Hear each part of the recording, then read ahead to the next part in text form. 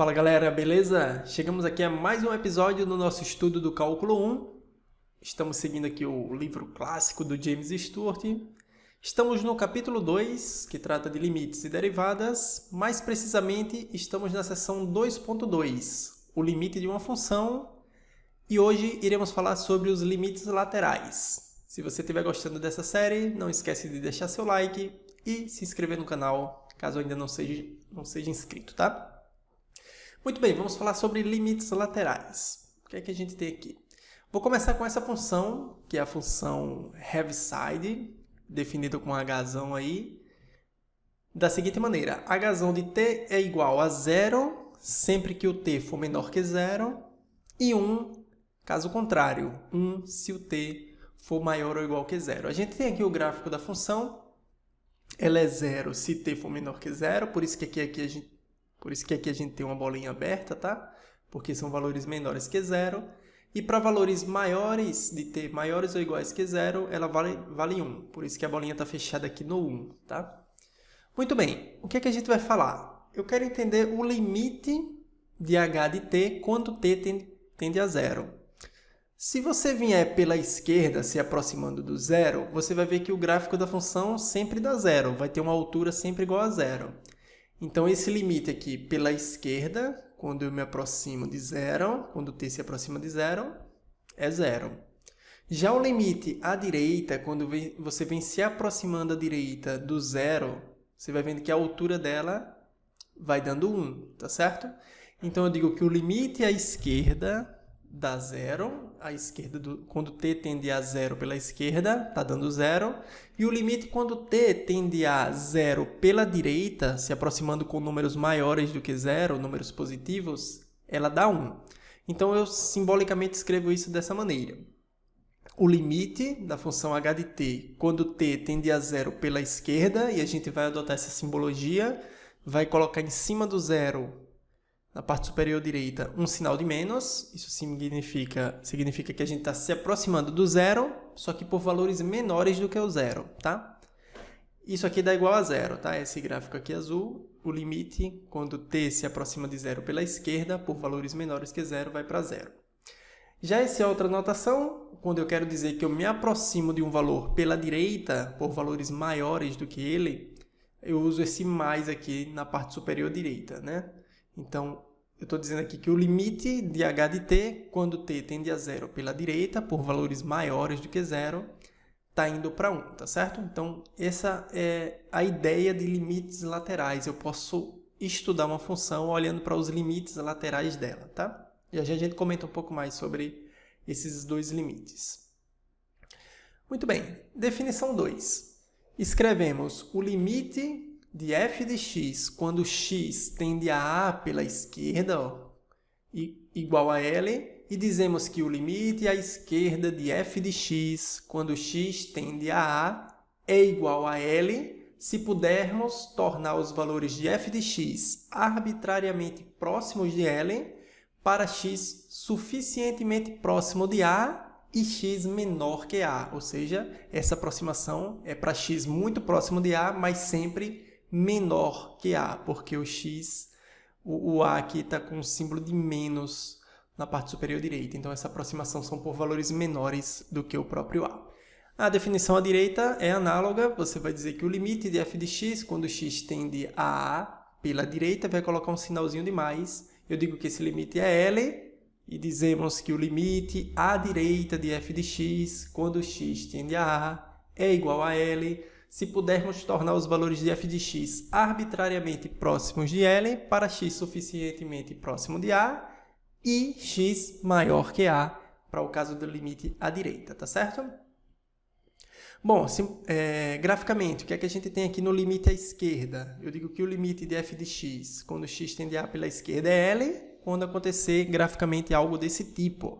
O f de x vai ganhando uma altura cada vez mais próxima de L, né? Vai atingindo aqui no eixo y uma altura próxima a L, sempre que o x está se aproximando de a, quando o x está suficientemente próximo de a, mas sempre x menor que a. Eu não me interesso para valores de x maiores do que a. No gráfico aqui eu nem preciso ver o comportamento da função para a parte direita, ela pode existir ou não, tá? À direita do a. E aí, essa é a simbologia e o gráfico que representa essa ideia. E também o limite à direita é um caso análogo.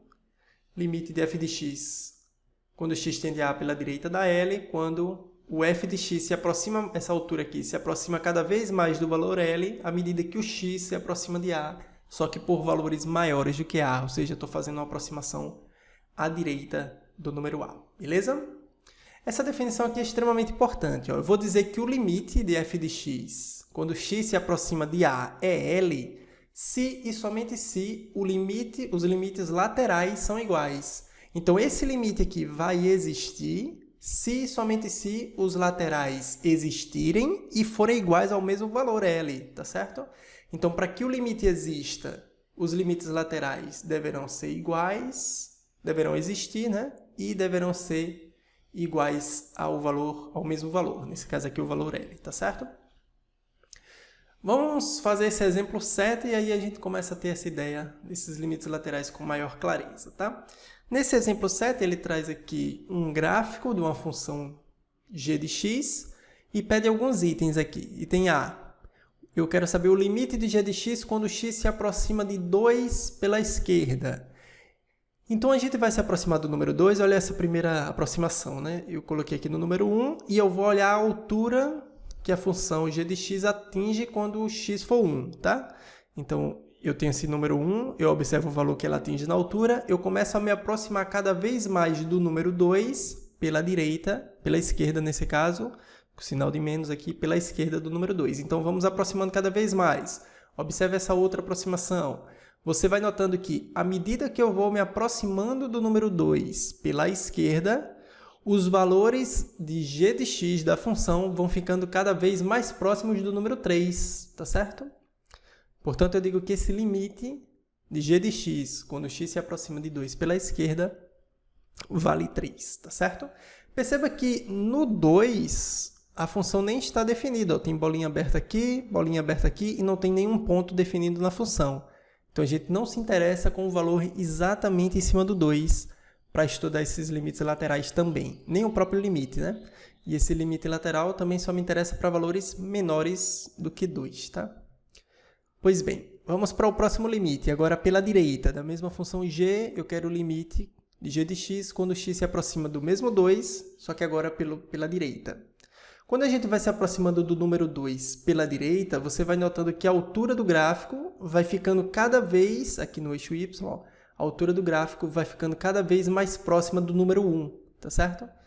Então, eu digo que o limite de g de x quando x se aproxima de 2 pela direita dá igual a 1, tá certo? Conclusão, a gente vem agora para o item C. Então, me diga, qual é o limite de g de x quando x se aproxima de 2? Se pela esquerda ele dá 3 e pela direita ele dá 1, quanto é o limite de g de x quando x se aproxima de 2?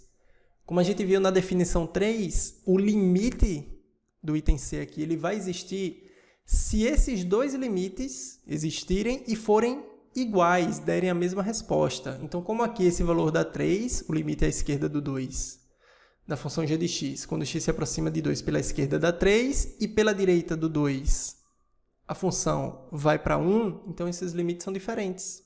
Portanto, no item C, esse limite não existe, tá certo? Precisavam ser iguais os limites laterais.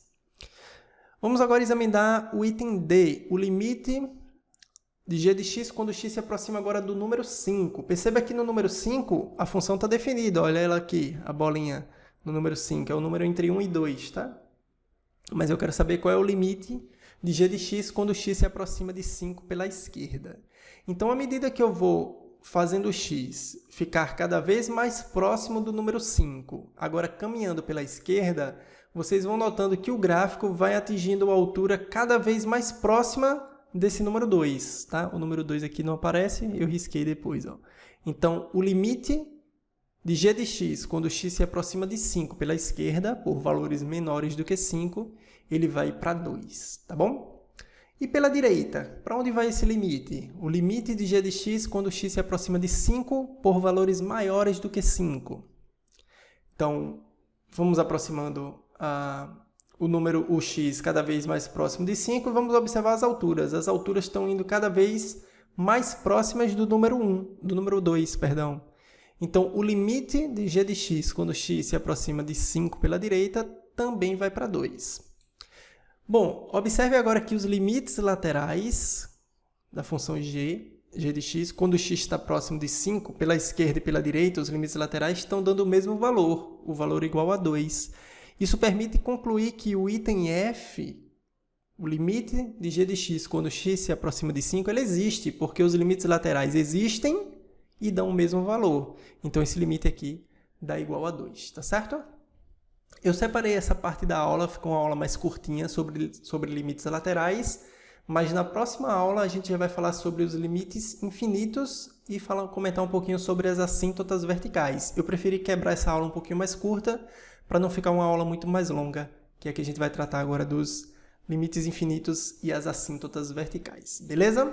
Se você curtiu essa aula, não esquece de deixar o seu like e a gente se encontra daqui a pouquinho. Valeu!